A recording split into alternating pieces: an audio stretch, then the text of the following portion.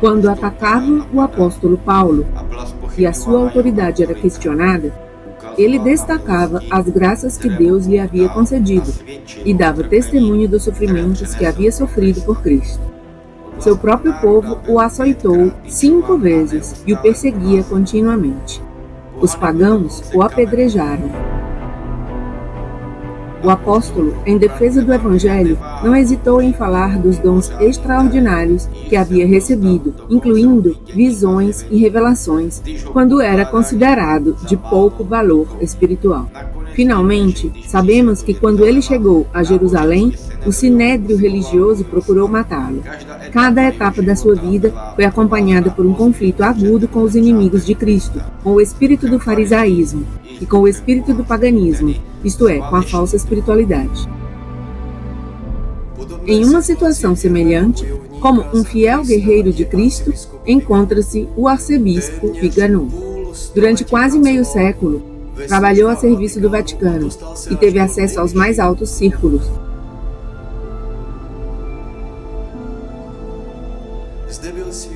Ali ele testemunhou como os inimigos de Deus, através de prelados traidores, prepararam o caminho para a autodestruição da Igreja.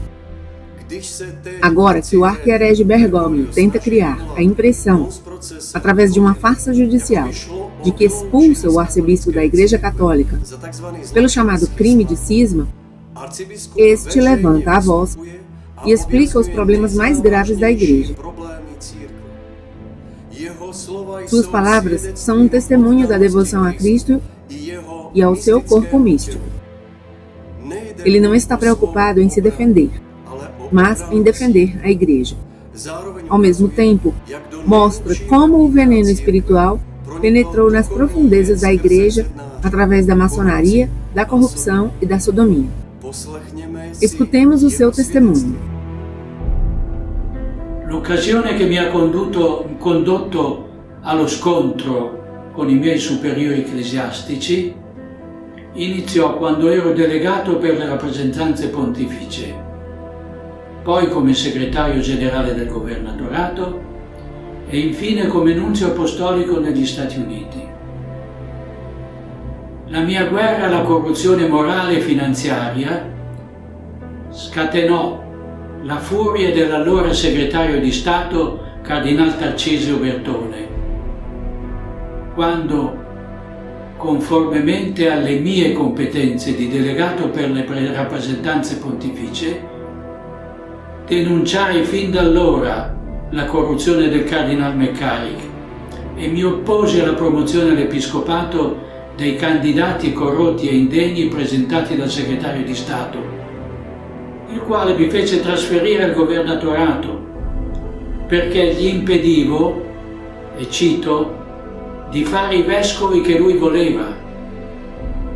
Fu sempre Bertone, con la complicità del cardinal Laiolo, ad ostacolare la mia opera volta a contrastare la diffusa corruzione al governatorato, dove avevo già ottenuto importanti risultati al di là di ogni aspettativa.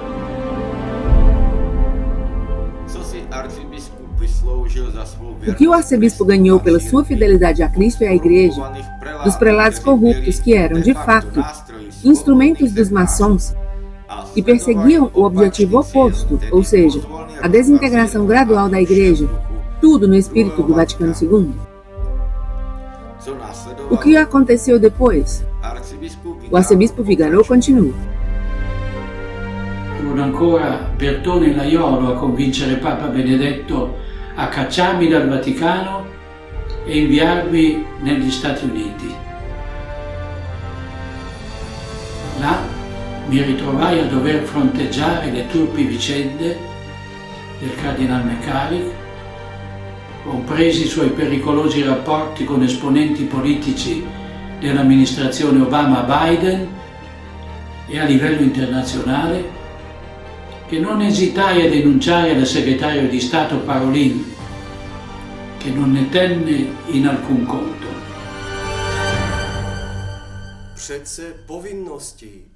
Não seria, talvez, dever do secretário de Estado agir em resposta ao relatório que o núncio nos Estados Unidos, Viganò, lhe tinha enviado sobre os crimes morais cometidos por McCarrick e, inclusive, sobre as suas relações perigosas com representantes políticos. Isto revelou a incapacidade dos prelados traidores de defender a causa de Deus. O arcebispo Viganò estava em constante conflito com os inimigos de Deus e da Igreja, enquanto os prelados corruptos sempre encontravam uma forma de evitar, sem problemas, qualquer conflito e traíam Cristo, a sua consciência e a Igreja centenas de vezes para não arriscarem perder as suas carreiras. Exteriormente, esses traidores apresentaram-se como os servos mais fiéis da Igreja de Cristo, mas na realidade são servos dos maçons. Todos eles conspiraram hoje para iniciar uma farsa judicial contra um apóstolo verdadeiramente fiel que serve a Cristo e à Igreja.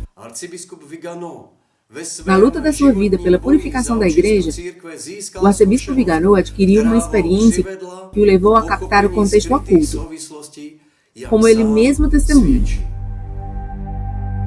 Ciò mi portò a considerare molti eventi a cui avevo assistito durante la mia carriera diplomatica e di pastore in una luce diversa, a coglierne la coerenza con un unico progetto che per sua natura non poteva essere né esclusivamente politico né esclusivamente religioso, dal momento che includeva un attacco globale alla società tradizionale basata sull'insegnamento dottrinale, morale e liturgico della Chiesa.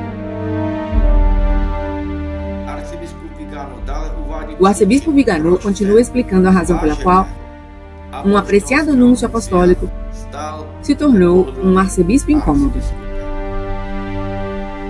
Ecco allora che da stimato nunzio apostolico, per il quale lo stesso Cardinal Parolin mi ha riconosciuto lealtà, onestà, correttezza ed efficienza esemplari, sono diventato un arcivescovo scomodo, non solo per aver chiesto giustizia nei processi contro prelati corrotti, ma anche e soprattutto per aver dato una chiave di lettura che mostra come la corruzione nella gerarchia fosse necessaria premessa per controllarla, manovrarla e costringerla col ricatto ad agire contro Dio, contro la Chiesa e contro le anime.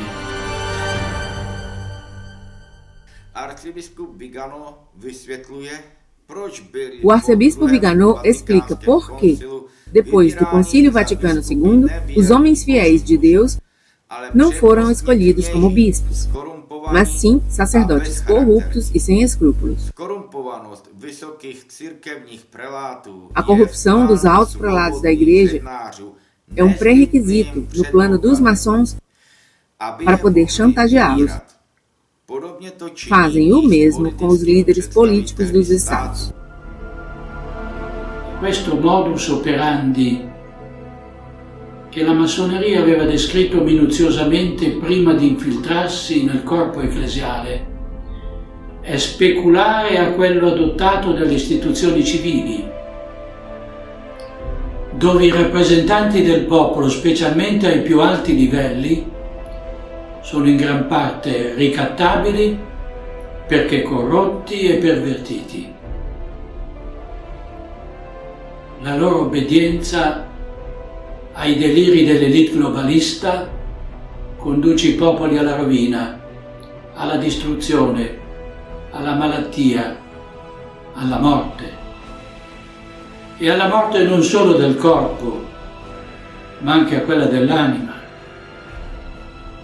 Perché il vero progetto del nuovo ordine mondiale, al quale Bergoglio è asservito e dal quale trae la propria legittimazione dai potenti del mondo, è un progetto essenzialmente satanico, in cui l'opera della creazione del Padre, della redenzione del Figlio e della santificazione dello Spirito Santo è odiata, cancellata e contraffatta dalla simia Dei e dai suoi servi.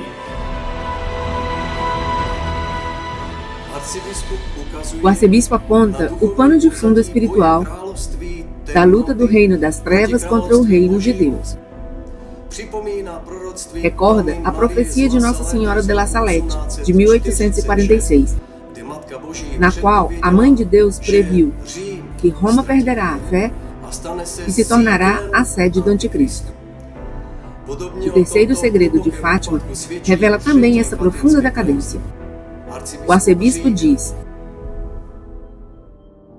assistere al sovvertimento totale dell'ordine divino e alla propagazione del caos infernale, con la zelante collaborazione dei vertici del Vaticano e dell'Episcopato, si fa comprendere quanto terribili siano le parole della Vergine Maria alla Salette. Roma perderà la fede e diventerà la sede dell'Anticristo. E quale odioso tradimento sia costituito dall'apostasia dei pastori e da quello ancor più inaudito di colui che siede sul soglio del Beatissimo Pietro.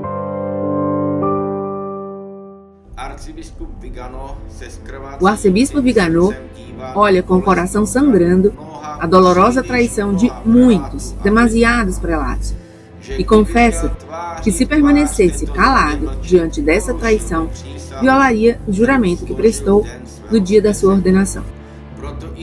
Portanto, mesmo à custa do descrédito moral por parte dos inimigos de Cristo e, ainda mais, com risco de vida, ele dá testemunho do Evangelho. Depois de uma vida inteira de experiência, ele aponta verdadeiramente para a raiz dessa crise, que é o Concílio Vaticano II. Como sucessor dos apóstolos, não pode, nem quer, aceitar a demolição sistemática da Igreja, relacionada com a condenação de muitas almas. Ele não quer trocar a defesa da verdade católica por um silêncio covarde e uma vida tranquila. Se restassi in silenzio dinanzi a questo tradimento che si consuma con la pavida complicità di molti, troppi prelati, riluttanti nel riconoscere nel Concilio Vaticano II la causa principale della rivoluzione presente e nell'adulterazione della Messa cattolica l'origine della dissoluzione spirituale e morale dei fedeli. Se restassi in silenzio, verimeno il giuramento prestato il giorno della mia ordinazione e rinnovato in occasione della mia consacrazione episcopale. Come successore degli Apostoli, non posso e non voglio accettare di assistere alla sistematica demolizione della Santa Chiesa e alla dannazione di tante anime senza cercare con ogni mezzo di oppormi a tutto questo. Né posso considerare preferibile un vile silenzio per quieto vivere alla testimonianza del Vangelo e alla difesa della verità cattolica.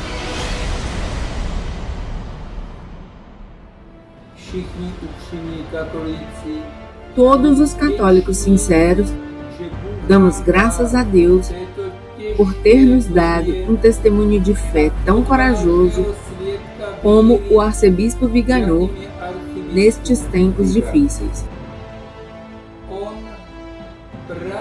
Ele expõe verdadeiramente as raízes envenenadas que muitos não querem ver e que são a causa do estado desastroso da Igreja.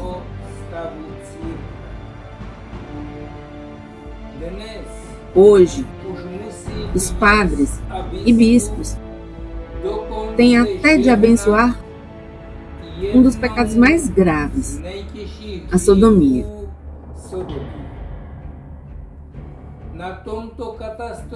O Vaticano II e o usurpador do papado Jorge Bergoglio são os principais culpados desta situação desastrosa.